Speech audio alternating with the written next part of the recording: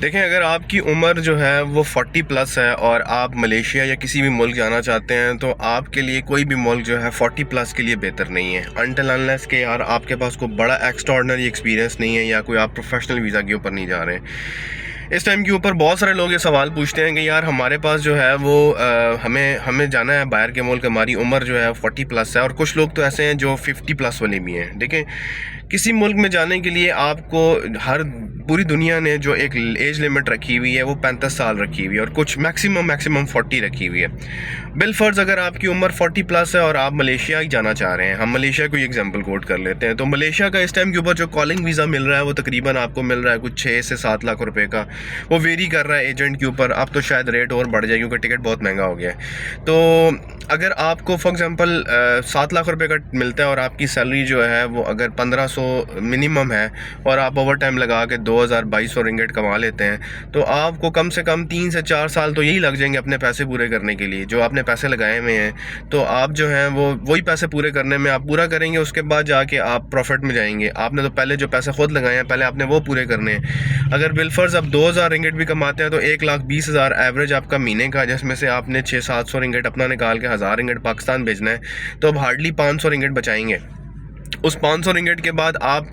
500 ringgit को खुद multiply कर लेंगे, यार आपको कितना टाइम लग जाएगा 6-7 लाख रुपए पूरा करने के लिए। तो अगर आपने मलेशिया या किसी भी मुल्क जाना है, तो आप अगर आपकी उम्र 30-35 साल है तो फिर तो बहुत अच्छा है कि आप जाएं, काम करें। आपके पास 10 साल का लूप होता है, क्योंकि मलेशियंस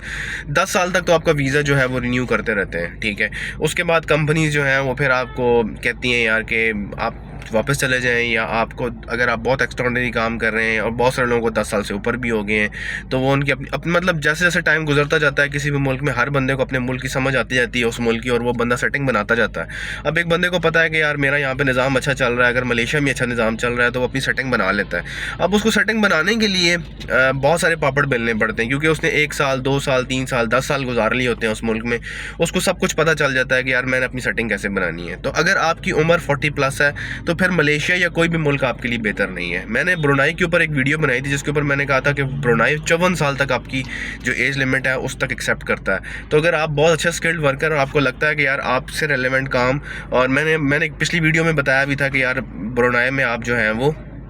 आप किस किस तरह का काम कर सकते हैं, क्योंकि ब्रुनाई भी थोड़ा सा मलेशिया की तर्ज का ही है, उसी तरह का ही है। तो ब्रुनाई में आप काम कर सकते हैं, ब्रुनाई में आपको काम मिल जाएगा। तो अगर आप ब्रुनाई चले जाते हैं तो ब्रुनाई की एज लिमिट थोड़ी ज़्यादा है, आपको अच्छे पैसे कमा लेंगे आप। इस टाइम के ऊपर करेंसी बहुत अच्छी है, उसकी स्ट्रॉन्गेस्ट मुल्क है, थोड़ी महंगाई ज़्यादा है, लेकिन अगर आप फिर भी जाना चाह रहे हैं और आप 40 अबव हैं, तो फिर बेहतर ये है कि आप मलेशिया के अलावा किसी और मुल्क को ट्राई कर लें, क्योंकि इमिग्रेशन डिपार्टमेंट ने अब इस चीज़ के ऊपर भी गौर कर रहा है कि यार एज लिमिट को कम किया जाए। अगर वो एज लिमिट को कम कर देते हैं तो फिर समझ लें कि पहले अगर 50 ईयर्स वाले लोग भी जाते थे तो अब वो नहीं जा सकेंगे, वो अब 43-45 के बाद अब आपको वो लोग वीज़ा ही नहीं देंगे। तो बेहतर ये है कि आप मलेशियन इमिग्रेशन की वेबसाइट के ऊपर जाके एज लिमिट एक दफ़ा खुद वेरीफाई कर लें, और फिर उसके बाद आप कम से कम 5 साल रखें कि यार मैंने अपने पैसे जो लगाए हैं वो मैंने पूरे करने हैं। उसके बाद खुद फैसला कर लें कि हमें मलेशिया आना चाहिए कि नहीं आना चाहिए।